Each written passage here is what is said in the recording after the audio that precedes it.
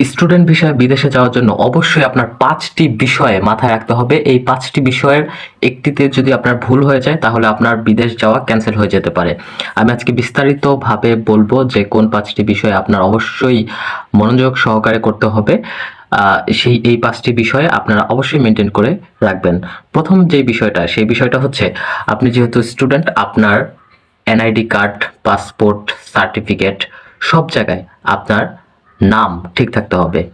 আপনার যদি এলোমেলো নাম থাকে, মনে করেন এমডি আছে এক জায়গায়, এমডি নাই আরেক জায়গায়, অথবা আপনার মা বাবার নামে একটু ভুল থাকে, আপনার মা বাবার এনআইডি কার্ডে একটা নাম দাও, আপনার সার্টিফিকেটে একটা নাম দাও, এই জন্য এই নামগুলো সংশোধন করতে হবে।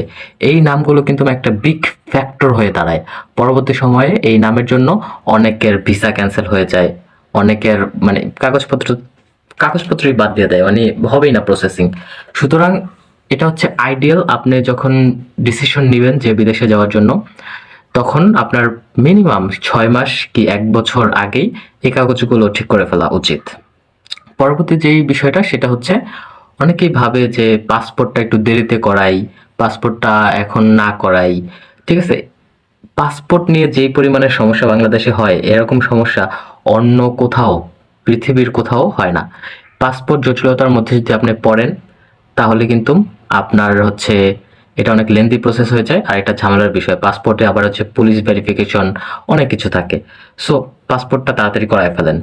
আপনার হাতে সময় আছে, আপনি ভাবতেছেন পরে করাবেন, তার থেকে ভালো আপনি পাসপোর্টটা এখনই করিয়ে ফেলেন, সেটাই সবচেয়ে ভালো হবে।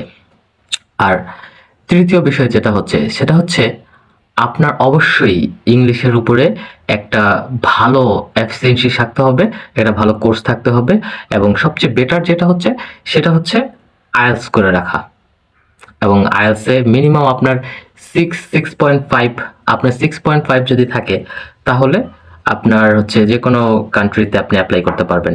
সো এই বিষয়টা কিন্তু অনেক গুরুত্ব সহকারে দেখতে হবে যে আপনি, আপনার কোনো হচ্ছে ইংলিশের উপরে দক্ষতা আছে কিনা। সেই ক্ষেত্রে আপনি হচ্ছে আইএলটিএস এর এই কোর্সটা করে রাখেন, এবং আইএলটিএস কিন্তু অনেক বড় একটা মিশন।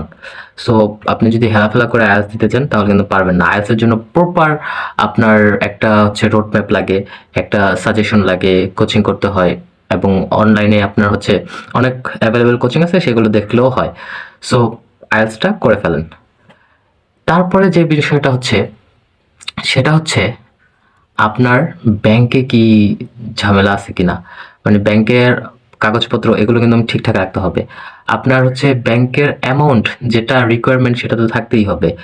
অনেকেই দেখায় ফেক অ্যাকাউন্ট, মনে করেন যে নতুন একটা অ্যাকাউন্ট খুলেছে, সেখানে টাকা রেখেছে, তারপর সেই টাকাটা শো করে, কিন্তু এটা যখন দেখাবেন তখন হচ্ছে তারা খুব সহজেই বুঝে ফেলবে যে এটা ফেক, এটা ফেক ডকুমেন্ট আপনি জমা দিয়েছেন। এই আপনি বিদেশে যাওয়ার পারপসে এটা হচ্ছে ক্রিয়েট করেছেন, ক্রিয়েট করার ফলে আপনি হচ্ছে তাদেরকে দেখাচ্ছেন নতুন অ্যাকাউন্ট, এটা দেখলেই তারা বুঝতে পারবে।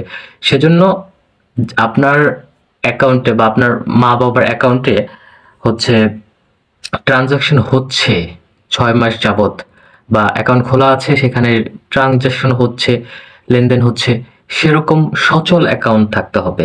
এই সচল অ্যাকাউন্ট যদি না থাকে, বড় ধরনের একটা ঝামেলায় পড়বেন।